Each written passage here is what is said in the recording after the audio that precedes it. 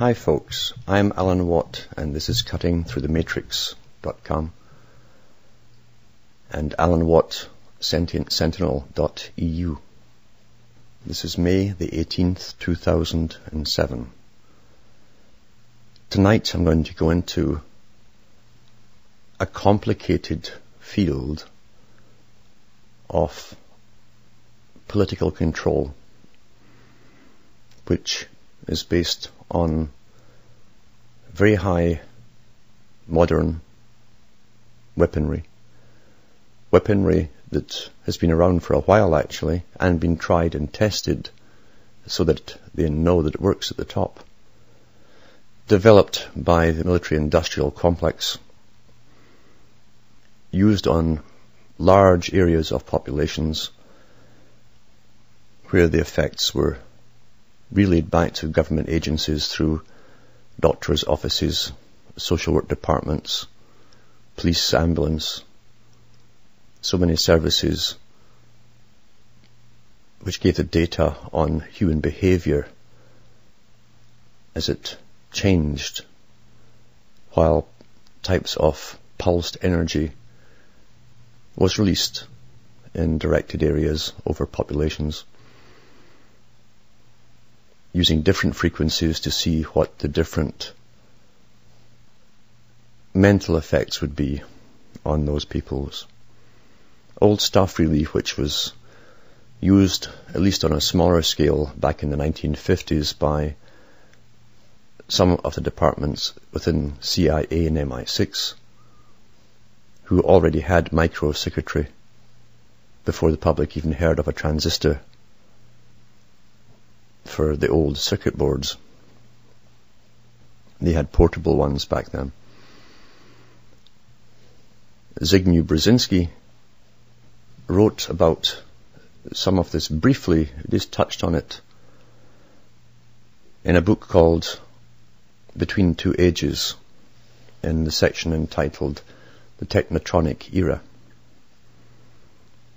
Technetronics was a term he used. It has other names as well, biotronics and others beyond that. Various branches of science coming together, medicine, electronics, and specialized weapons companies, and computers, to bring all this into fruition on a larger scale, a more predictable scale, predictable outcome. It was based on what the elite saw as a need to control a world population, really control a world population, control them down to their moods and behavior, and even the ability to give them thoughts directly into their minds, which the person, the subject, wouldn't be aware was coming from elsewhere. They'd simply follow what they thought were their own thoughts. The simplest method was to put over a secondary wave onto a carrier wave of electromagnetic radiation, especially in the ELF. It's low frequencies which affect human behavior the most, because our bodies, every cell in our body has its own frequency, electrical frequency of vibration. Now this was known over 100 years ago. And all the various nutrients you pick up are picked up and used by certain and different cells in the body according to the frequency. When you get a frequency match, one is absorbed into the other. They both vibrate at the same time. Old theories, going back through holy books even, and written about by the Greek philosophers, who often mention Pythagoras and the whole art of sympathetic vibration, where a stringed instrument placed across the room from another stringed instrument tuned at the same keys or pitch, when that pitch was struck on one, would eventually cause the other to vibrate and sound. This is very similar to this particular science. When the human body is ill in some way. The frequencies don't match, nutrients are not taken up, that kind of thing. And so therefore by stimulation of the correct frequencies, they can hope to heal or get over the problem and get the cells reprogrammed in a sense. This is what's pushed as they push this kind of technology forward. They always tell you all the health benefits and how wonderful it will be. But remember, they were first created by the military-industrial complex for a system and a hierarchy which wants to depopulate the planet and ultimately control 100% everybody 100% of the time. There are also charlatans put out there who or get in on the know of this technology and start shouting about good vibrations and using the new age to mislead them into it and actually wanting it to happen. There are tremendous psychological programs underway, always to guide the public into mysticism, which is a great way to disable their minds from rational thought. The human body responds to very small energies, so the little power is needed to operate this kind of high technology. Brzezinski said himself, and to paraphrase basically, shortly this technology will be used on whole populations without their being aware of it, without their knowing that their thoughts were not theirs, or their ideas and that which they were compelled to do were not theirs. They would simply obey and be oblivious to it. It's very easy to make them placid or happy or excited or angry, depending on the frequency used.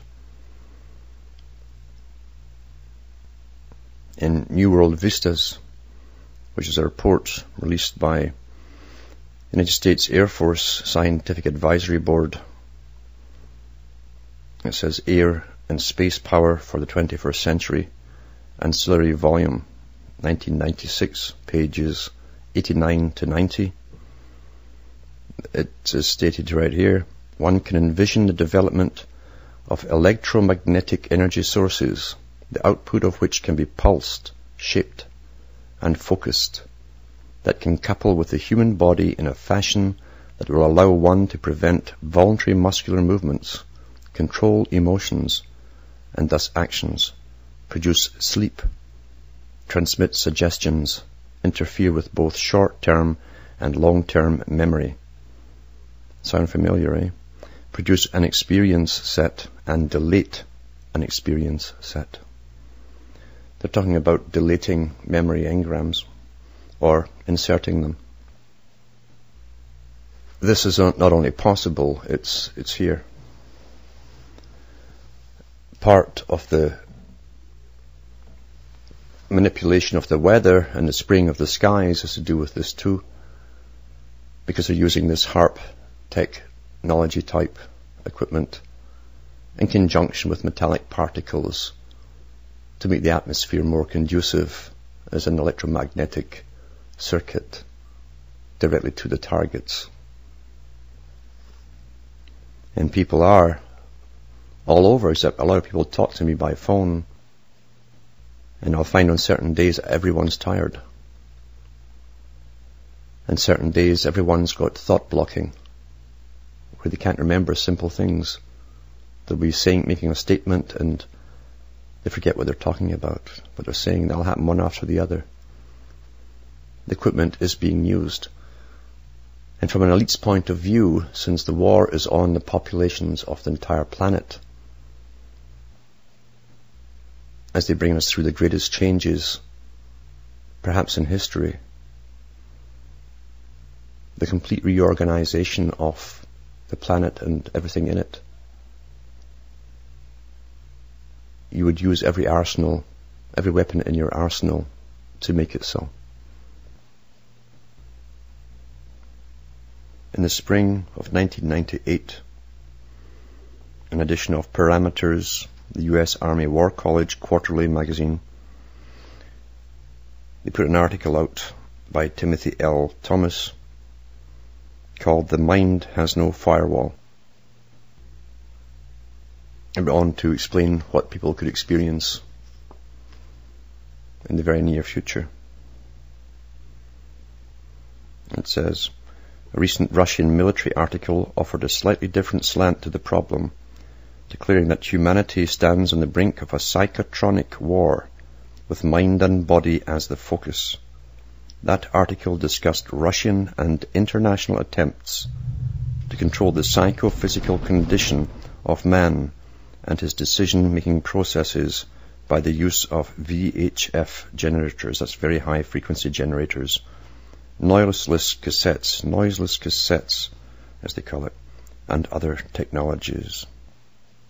Now, this was meant to influence human behavior and human health too. In other words, they could attack it. It's easier to attack the human body than to help it, at least for those at the top. In that article from the Army War College, it continues to describe the aims of these weapons and say that they can confuse or destroy the signals which are going on inside your body that keep you alive and functioning properly. And they put it down to information warfare. Now, who'd have thought that information warfare would actually also mean it's the information passed by minute electric currents in your own body, from molecules to subatomic molecules almost, to keep you healthy. That's what they've been working on, destroying and controlling. They can also put a voice right into your head, and they can do it now by using, as it was proven in Finland, by using and targeting a specific individual if they're within reach of a cell phone tower, because they can narrow the beam to such a small frequency, they can target you as you drive past miles away. To continue with "The Mind Has No Firewall," it goes on to say the body is capable not only of being deceived, manipulated or misinformed, but also shut down or destroyed, just as any other data processing system. The data the body receives from external sources such as electromagnetic, vortex, or acoustic energy waves, or creates through its own electrical or chemical stimuli, can be manipulated or changed, just as the data, information, in any hardware system can be altered. This is all to be used on humans. And what they talk about and they prattle on about is how they could confuse you or overstimulate you so that you would make misjudgments. And they could also affect your motor activity, your psychomotor activity, your walking. They could immobilize you. These are weapons which can be used at certain frequencies and energy strengths to either immobilize or kill. It's the old Star Trek stuff. If you think the Star Trek authors had great imaginations or used crystal balls, think again, because that was predictive programming. Gene Roddenberry was a member of NASA. He sat in on their meetings and he knew about these sciences. He knew where they were going. A good article to read too was put out in The Economist. That was May 2002. The headline was "The Future of Mind Control." Well worth reading. They do put it out there as though we're just objects to be used while we, as I say, guzzle our information, our entertainment, our sports, and all of the other rubbish they give us, to keep us occupied thinking we know what they're saying but we don't believe them. They'd never do that to us. We've been conditioned, you see, to believe that somehow those in higher authorities are special people, more altruistic than even we are, when the opposite is true. The psychopaths climb to the top, and they will do what you would think of as being the unthinkable. They have no problems doing that. That's why they get away with it. Some years ago, a booklet appeared out of nowhere, which was called Silent Weapons for Quiet Wars. Whoever did write it, where it was for a joke, or a spoof, or information coupled perhaps with disinformation, or perhaps someone from an inside trying to get something out anonymously, the documents certainly did contain information on what the US military and other militaries across the world were working on with advanced technologies.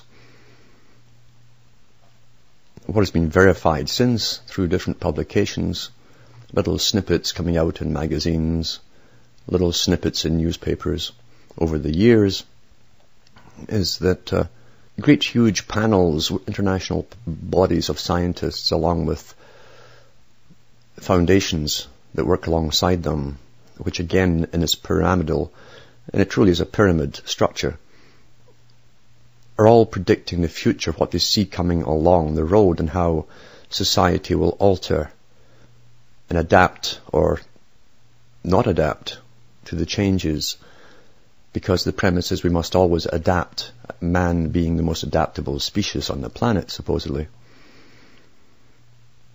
And we certainly do. We adapt to the technology that is presented to us. We adapt very quickly, especially when it's promoted to us, and it becomes even a method for almost survival in a system such as the electronic age, where computers are almost a necessity. They have to be a necessity, not for a long-term full goal, but as a part-term project to get us used to being all hooked up, basically, before we go towards the next step, a virtual reality. Then it'll be very simple to accept a chip in your head. We're being trained to accept, step by step, the end product, which is already designed. Everything along the way is just another mousetrap to get us further along into the big mousetrap, the goal. In the late 90s, I was working under a truck in a summer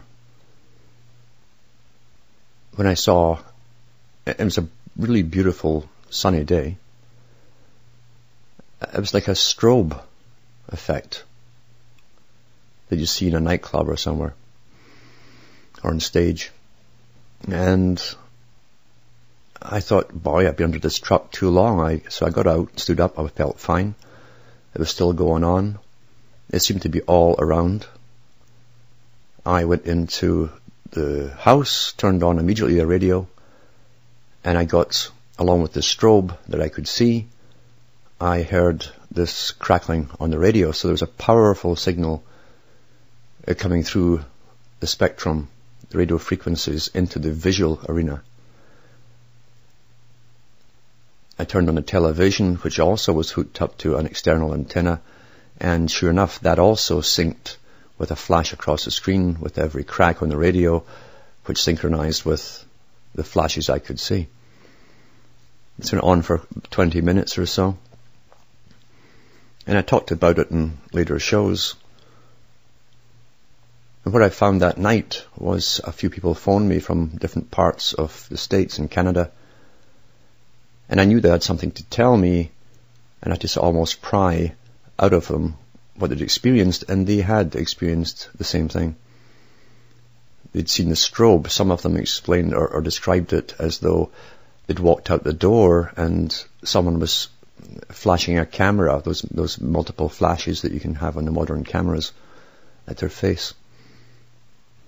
Another person was lying on his bed with the window next to him, and the whole room seemed to flash as a strobe would do. I realized there was a huge test going on. No, it wasn't supernatural. Unless you understand that supernatural is simply beyond the knowledge that the public are given. Magic is simply science, which is not explained yet to the public. Well, they have these particular weapons, and they've had them for years. However, to have hooked up all of this, it had to be arrayed by satellite, I'd imagine, to cover such a vast area, and that can be done in coordination with HAARP-type technologies, which bounces and concentrates on the ionosphere and bounces down to targeted areas. The HAARP-type technology exists in different countries, and they can act in sequence and cover a whole continent if need be. But they can also do that with the Star Wars technology, with batteries of satellites hooked together electronically. This is actually called photic driving in the higher military establishments. What they'd use is a visible light pulsed, and the frequencies will affect the brain, impacts the brain. Some people within a certain range will have epileptic seizures. Even in simply watching on television with some people with this flicker rate will put them into seizures. And there was a big test went on in Japan a few years ago with one of the games for children. When it was released, or it was shown on television, hundreds of children across the country, maybe up to 1,000, suddenly went down with seizures. However, it can be done remotely too. In 1987, out from the Attorney General's conference on less than lethal weapons, put out by Sheri Sweetman, this appeared in the document. There is some evidence and a good deal of supposition that sustained extremely low frequency ELF radiation can produce nausea or disorientation. One researcher has subjected animals to ELF, electromagnetic radiation, through electrode implants, and feels that similar results could be produced from afar without electrodes. One participant suggested that ideally one might like to develop the ability to design these electromagnetic fields for specialized use, for instance, to produce sleep or confusion. It is known that sleep can be induced by electrodes in the brain, and Russian scientists claim to be able to produce sleep from afar. They now call that Electro-sleep.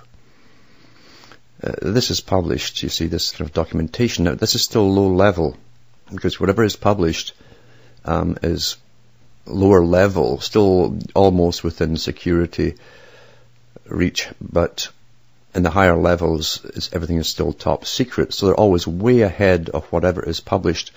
And you can be sure that in 1987, they'd already tried all this on human participants, whether they knew it or not. They always test on the public. In the Microwave News, May-June issue 1988, this appeared.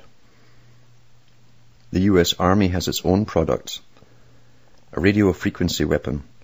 In the August 24, 1987 issue of Defense News, John Rosado of Harry Diamond Labs in Adelphi, Maryland, is quoted as saying that the nature of warfare will be completely changed by the use of RF weapons. Rosado also noted that RF radiation could be used over a wide battlefield with phased arrays. Now, phased arrays really, if you've ever seen the aerial photographs of even the Alaska HAARP facility, which is only one of many, those antennas are arranged in such a way it's called phased array. Each one amplifies the other. They work in sequence and amplify each other. Kind of like putting whole bunches of batteries together to get a brighter, a more stronger current. Now, the future they envisage, because they plan the future, you see at the top, they don't sit and wait for things to happen. Think tanks and people who paid thousands and multi-thousands of dollars a year, maybe millions, some of them, have to come up with what they see and forecast for the future, the way things are going, and where the elite themselves wish to go. We know by the constant drumbeat for over 100 years, and all the books have been churned out from the top, they want to reduce the population in a post-industrial era to a manageable level. Manageable for them. They want a more efficient workforce, a new type of workforce. That's why the tremendous drive towards genetic engineering. It's not to help infertile women or men. It's to create new types of humans. The old man, you might say, at the bottom is obsolete. His time is over, according to the big boys. And the road, really, since the end of the industrial age to where they're going, is the fallout phase, where the old system goes, the work is gone, all the factory workers can't suddenly go and learn computers and be geniuses, especially when you don't need so many people on modern computers working them. One operator now can do the work of many. They used to be employed even in the computer field 20 odd 30 years ago. So what you do with the surplus population who are consuming your world, they're consuming it, you see. What do you do? Well, you cull the population. How do you cull it gradually? There are many ways to do it. And of course, the easiest way is simply to make them infertile and wait as they start all dying off eventually, and eventually the last ones go over an 80-year period. Or you're always planning the future. Let's get them all into habitat areas first, or during the process, where we can manage them more easily and control them, because there will be riots eventually, according to the Ministry of Defence from Britain, and the article in the Guardian from a few weeks ago, what they foresee for the future. They see mayhem and chaos in the Western Hemisphere and spontaneous riots, etc. Well, what would cause Joe Sixpack and Jane's soap opera to suddenly revolt or protest or whatever? It's because big changes are coming, and the lifestyle they're used to is to be gradually taken away. Maybe not so gradually, in fact. People think they never do that. They need the money for the oil. They've got to keep gasoline going. They need cars. If you believe that, you've swallowed the old story that there's actual competition at the top. You have to go into the history to find out how corporations started. Corporations and international corporations began publicly, at least in Britain, with the British East India Company, which really was an arm of government at the same time. Some of the largest companies in the US in the fields of technology are actually CIA owned. You don't allow competition at the top.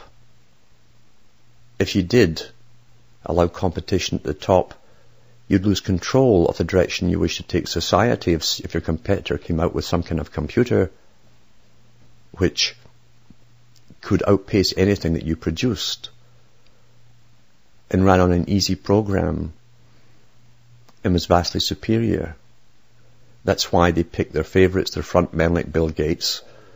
And the CIA decided long ago they needed one system for the world. And all the doors open for Bill Gates, and he walks through door after door after door, and you think it's because of hard work and free enterprise and all that. It's nonsense. You don't lose control of power by allowing competition. You'll find the same thing with the big companies that run the ID cards and the companies that are going with the digital angel chip implant. They're all owned by the supra-government at the top, and they have access to the advanced technology because they work, or their department, which is the military-industrial complex, is all part of it. They know advanced sciences, but they don't allow competition. That's the illusion that the public must believe in, that everything is separate and we're just evolving. Years ago, when they projected the future that they would bring to be, they began preparing for it at all Western government levels, high levels. Cameras started to go in. Not just a few here and there, but masses of them. We saw the integration of military technology, advanced technology, and the military industry combining with police forces worldwide. The military establishments sign at the United Nations treaties not to use this kind of technology on other countries or signatory countries, which means anyone who's not in that is fair game. However, for everything that they've banned from use against each other, there's a loophole where they're allowed to use it on their own people. That loophole is not there by accident. That's why Western countries still must use full metal jacket bullets which rip through a person but don't expand so much like a hollow point would do, and which causes massive hemorrhaging and shock, impact, shock and damage. But they're allowed to use the hollow points on their own peoples at home. The same goes for these technologies, these so-called lethal to non-lethal weapons. In the old Star Trek series, people thought, whoa, they're so far ahead with their phaser guns and stun longer and kill settings. And you see, this is all this technology here I'm talking about today. They didn't have great imaginations at all. The writers of those series were in with the high military establishments, giving you predictive programming to accept the stuff that would come down the road. Right down to the silly term non-lethal, which makes you say, well, if your cops have it, well, it's not that bad. It's non-lethal. But yeah, it can kill you all right. And they knew this from the beginning. And they call this dual use technology. Dual use is for military and for crowd or people control, public control. In 1994, the Department of Defense Directive Policy for Non-Lethal Weapons from the Office of the Assistant Secretary of Defense, draft, July 21st, 1984, had this in it. The term advisory is used above. This is part of this whole thing. In its broadest sense, including those who are not declared enemies, but who are engaged in activities we wish to stop. They're talking about who it can be used on. They're not declared enemies, but who are engaged in activities we wish to stop. This policy does not preclude legally authorized domestic use of the non-lethal weapons by United States military forces in support of law enforcement. It's very important, that part. So they're projecting the scenarios in the coming future back in 94, where the military would be working with high-tech weaponry alongside domestic police. It could be used on people who they declare are engaged in activities they wish to stop. Now, speaking out about something would come under that category, an activity they wish to stop. They couldn't get you legally on something or declare you an enemy, at least not publicly. On a secure level they might. But they can use it on you if you're just in the way or you're being a nuisance. You could be a speech criminal or a thought criminal. And this could be used on you. And you wouldn't know it. You'd just come down with strange illnesses. Or you'd go crazy. You'd hear voices all day and night in your head. Or you'd have physical ailments and you'd suddenly be anemic. A vast array of things could be caused as your biochemistry goes haywire, or your brain simply goes off in billions of directions as though you're on a hallucinogenic drugs. And it could permanently disable you physically or mentally or both. these things are not discussed in this way, this format, unless they're intended to be used in scenarios which are projected. They're projected because they understand the agenda, the future that's been brought upon us. It's here. Now these reports go on to add that the term non-lethal doesn't necessarily mean that it won't be deadly. It's kind of double-speak Orwellian. And they put it down as collateral damage if it actually kills people. Collateral, you see, you're a unit of production for labour or tax. For those people who wish to know more, they can really research into what's been allowed out into the public realm through little pieces here and there. There are books out there on the subject. The problem is most of the people who come out with the books are members of the United Nations, and their object really is to get the United Nations to get more power over all of this, which is exactly what the big boys want since the UN fronts for them in the first place.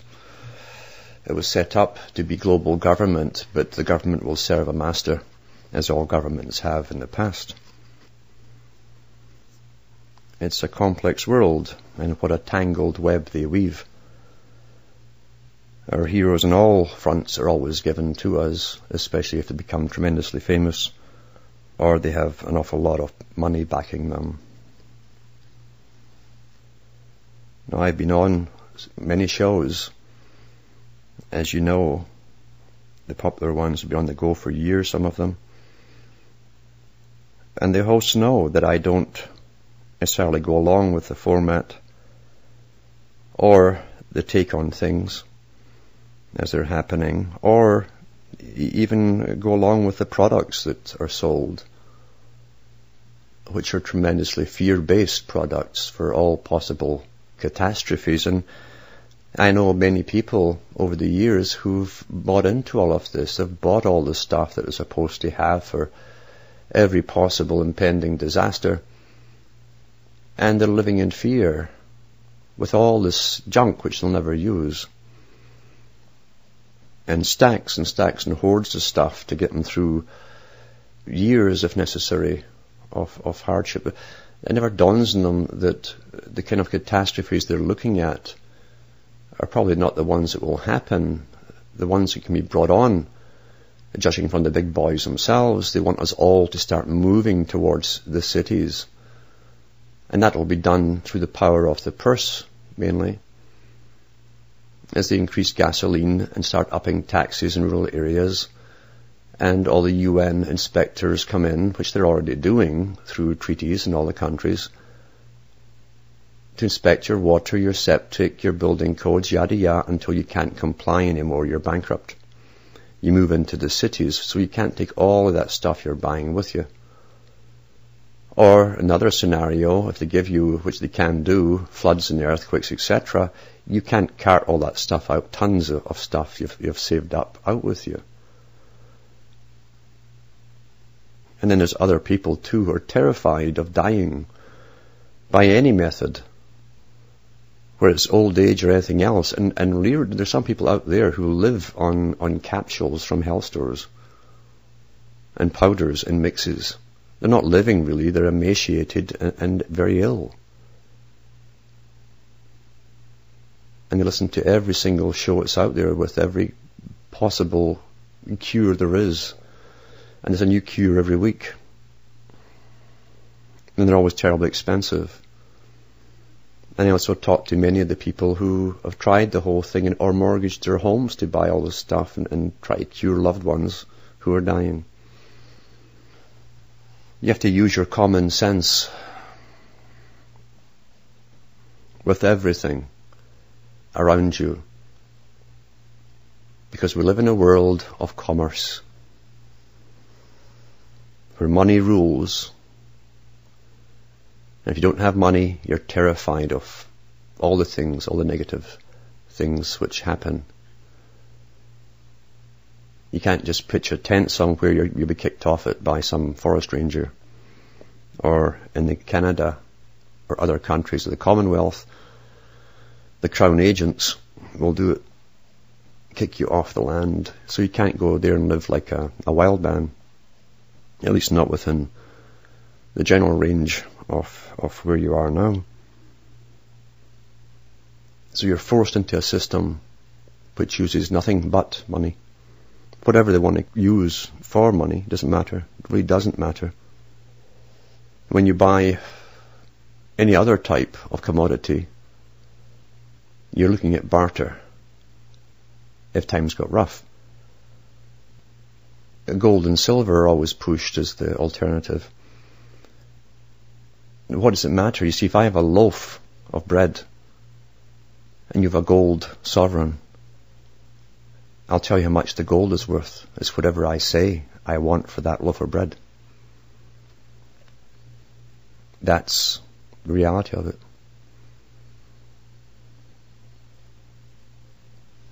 Now, people should obviously be prepared for the smaller emergencies with enough dried food to get them through any bad weather. Since they're bringing the bad weather on, it's all under the Air Force's control now, as they admitted themselves in a newspaper article a few years ago, when the closest they came to admission was to say they'd shortly own the weather. Well, they do own it, you see, now. And anyone who looks up and sees the skies being sprayed will know that for themselves. They can see it every day. The people with the bronchial problems, the new normal now is for adults to suddenly get allergies or asthma. Never had it in their lives before. Now they suddenly get it, the new normal. And that's what they'll teach the next medical bunch coming out of university. It's the new normal. They won't know the previous normal, you see. That's how even they're controlled. They don't know. It's quite easy to control people when you make up the curriculums for every intake and output. They don't know any better. They don't know their science's history or the previous generation's history within the same field. They're easily misled. Just as now it's normal for 1 and 2 to have cancer. And that's what they're taught in medical school. They're not taught that it wasn't always this way. In ancient times, much was written about tyrants.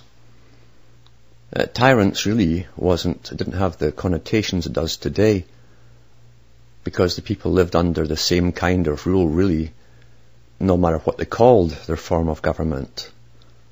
A tyrant was just a dictator with all powers, which is no different from a bunch at the top, all working towards the same agenda. Then you had autocracies and aristocracies and even theocracies. Doesn't matter if it's a group or one person. So they simply call the one person one with full power over the public as a tyrant. His word was law. He went by what he said that day. That was law that day. And if he changed his mind the next day, that was now law. Whereas the formal types of governments they introduced gave a semblance of rules of law, which supposedly they wouldn't change except in emergency. Then in came the dictator.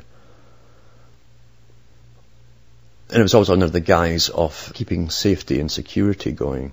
You can't have both, you see. You either have one or the other. And so the greatest trick with all tyrants was to create riots or terrorism, blame the public or blame terrorists within the public realm, even when they paid the army to do it. And then say they take your freedoms away for security reasons. It's still used today, hasn't changed. For those who wish to look further into the technologies of mind control, you can do your own searches. There's lots of little snippets being given out over the years. One of the talks about it was given, or the spiels about it was given through the magazine called The Economist in May issue 2002. It was on the front page. It was called The Future of Mind Control. it should be understood that there are many of these facilities worldwide. The ones that the public have been given information about, such as the one in Alaska, owned by the US. The other two owned by the US. One is in Norway, one is in Greenland. I believe they have another one in Australia.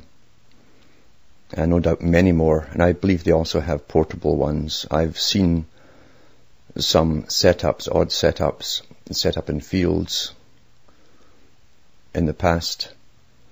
Definitely military type trailers with all kinds of strange arrays on top of them. So they can move them around. This is all to do with ultimate control of the entire planet. The trick for a long, long time has been to use patriotism and nationalism to further the research and development and to gather the taxes into the development of these weapons. And yet all along there are so many branches of the covert agencies which are often isolated from each other. It's like a pyramid structure, and the ones at the top serve the establishment. The establishment have always been there, the dominant minority, the ones who hide behind nationalism and patriotism, control the finances, own the wealth, and they are internationalists and always were internationalists. These are the people who own the biggest shares of all the international companies. These are the people who own and are going for the last vestiges of natural resources worldwide. It's not a new story, it's an old story.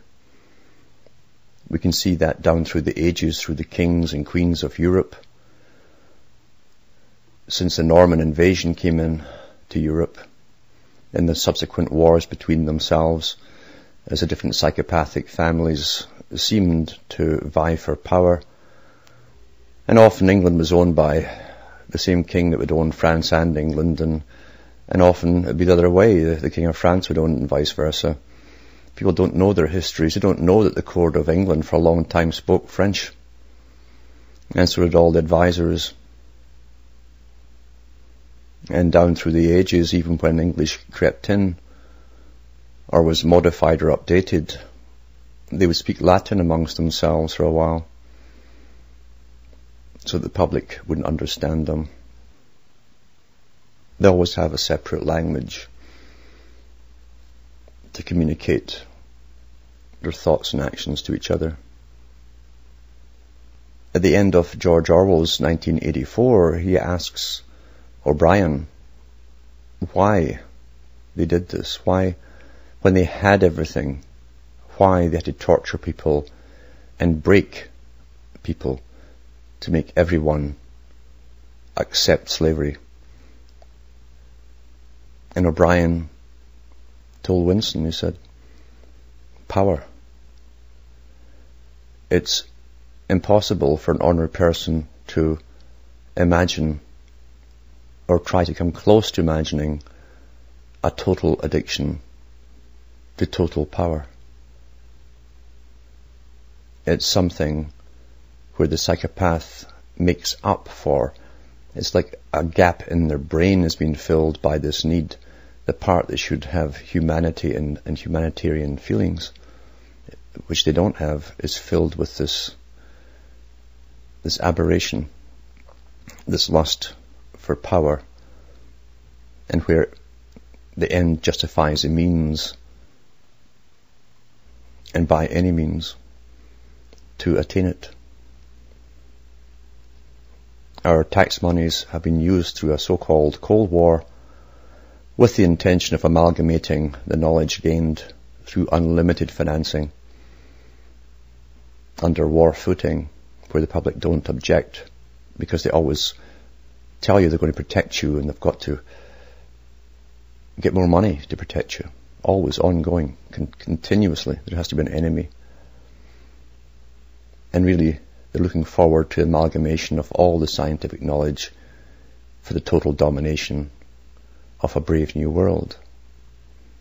A brave new world where that which was left imperfect, which is man himself, according to the high Freemasonry and the occult sciences, will be perfected by the gods who rule the world. It's hidden in every religion and esoteric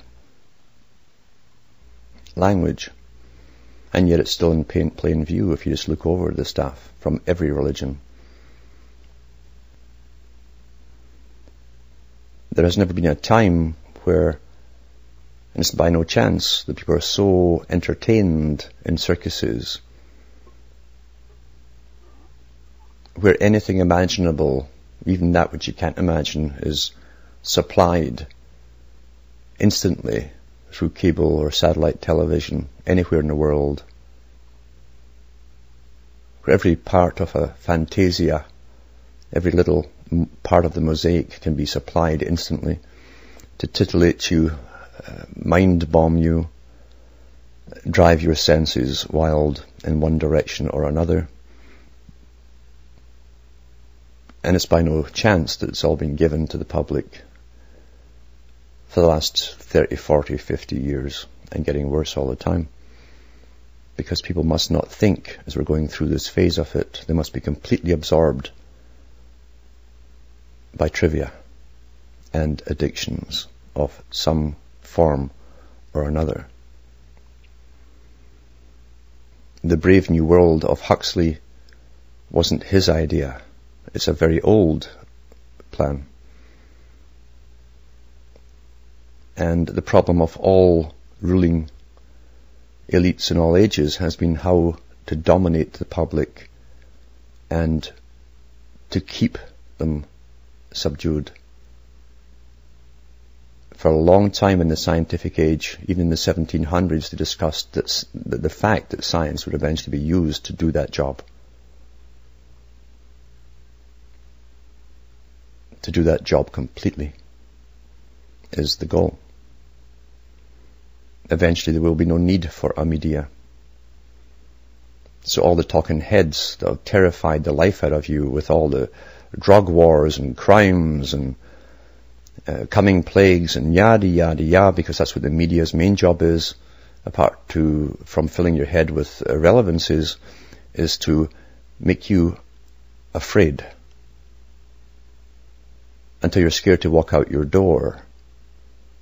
And that's why the law enforcement agencies come, military agencies, which are all combined now anyway, love it. It's the stuff they thrive on to expand their forces and powers. Polls are constantly taken when there's even a shooting in Toronto to see what the public think, and the media goes into overdrive. And one of them, when one shooting occurred, and Toronto doesn't have that many, because occasional outbursts basically through gang members, on gang members. But one of the polls they took when one person was shot, interviewed people, and I'm sure they selected who they interviewed, at least the ones that they kept to record and play back to the public. And it was mainly elderly women who said they were terrified now to get out the door. They had done it every day of their lives and nothing ever happened, but suddenly they were terrified because the media created an impression everything was so awfully unsafe. Power, as has been known to exist by a dominant elite, demands enemies to keep you safe. And the impression of enemies everywhere is easily given to the public through media overdrive. We know that the massive problems caused by drugs were no coincidence whatsoever. The media drove the drug use beginnings back in the 60s. The military had already been practicing with it, testing it on members to see how it affected their behavior. Did it make them docile? That's what they were really after. And LSD flooded countries, the Western countries, almost instantly. It was all planned that way. The students used to report sacks or garbage bags full of pills being thrown over the walls from limos, over the university walls. And the BBC, that's part of the British government, in all their musical shows, beginning with Top of the Pops and all of this stuff, interviewed people who were absolutely stoned on camera and then giggled about it like, aren't we naughty to encourage the young to get into all this. Then you go back in the old books of the military and the higher elite of the CIA, and they discuss doing that very thing, how to get the public first on drugs and then later on control them electronically. Whistleblowers have come out in the past from special forces and talked about the fact that some of the special forces are working to bring the drugs in. Other ones who don't know about it are working to try and keep them out. The music industry was used to bring in hashish, to get that popularized. And one stoned pop star after another was interviewed ad nauseum on television in these silly shows just to get it all going, to make it all the rage, because, as Huxley and others said, the young mimic what they see. I've known various people over the years who have gone round giving talks on what they understood was coming on the world, trying to warn people about what was really happening. Some of them burned themselves out doing it. Some became disgusted at the public who would hear them, understand on some level, and then turn back into their little addictions. Everyone has them. Whether it's switching on the television and zonking out or whatever, everything that's been given for circuses attracts people back in. They want to belong to what seems to be a more safer world because they believe it's being controlled by experts. They want to believe that so badly. And they've heard all the excuses, well, what can I do? It reminds me of, once again, what Orwell's character Winston said. It's not so much just trying to get through every day, pretending to be one of them, one of the mind-controlled ones. It says it's trying to hold on to your humanity that's the hardest. And so for those who are still going out there to try and inform people about what's going on and what's shortly to come, what is coming and what's happening, in fact, it's an ongoing process, this. I tell them to try not to blame the public. There are those who will simply never understand because they're beyond help. They can't understand. The control and indoctrination is too complete for them. It's better to take your energy and your knowledge and try and educate those who are asking questions, who are trying by their own to get out of the loop. They know something is wrong. What is human life worth today? How far have we come in 40 years from the dehumanizing process of abortion to now selling body parts to the highest bidders, to euthanasia? See, morals can be given or taken away or replaced. Morals are simply the codes given to a generation at their particular time by an elite. Plato discussed that thousands of years ago. It's the instincts within which is your voice of conscience, which tells you really what's right or wrong, no matter who or what expert tries to build you up, to accept something, to make you do something. Conscience can't be totally destroyed as long as we are still human. How much is life worth today? At one time it was held to be sacred.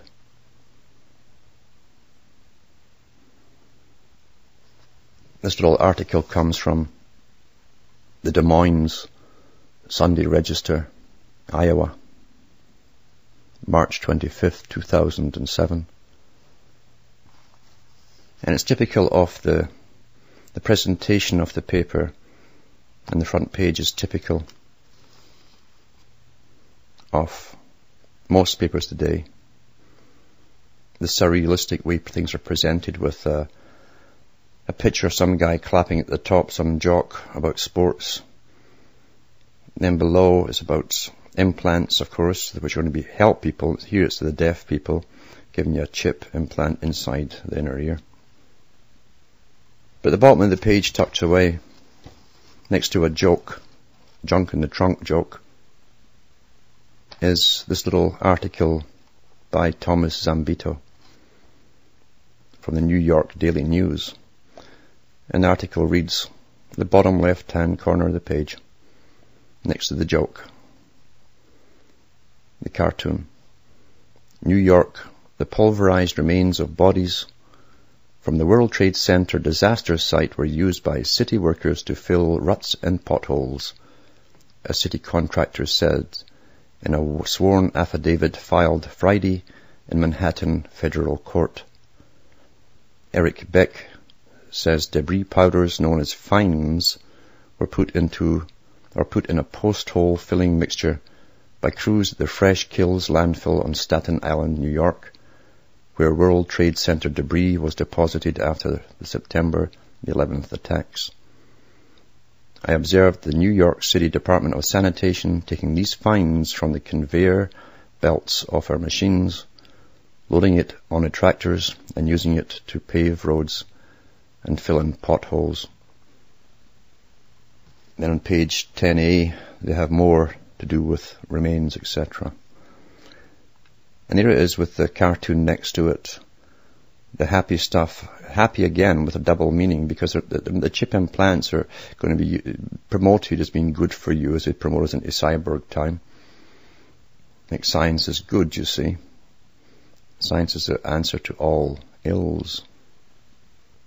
And then above it, above the headlines, at the very top of the page, there's a jock with the sports stuff, clapping his hands with a big, odd grin on his face.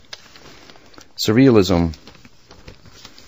And the news is presented the same way on television every night. They keep the main anchor people there for years and years so that you grow up with them. And would father ever lie to you or have an ulterior motive in the way he parrots the news that he's given to tell you, as though he'd done it all himself or herself? Fear alters perception. And that's all you get pulverized with the media, is impending disasters, real, fake, possible, future, to keep you on edge and to obey everything in the system, as the following song will show. From Hamish and myself, it's good night, and may your God or your gods and some humanitarian ideals go with you.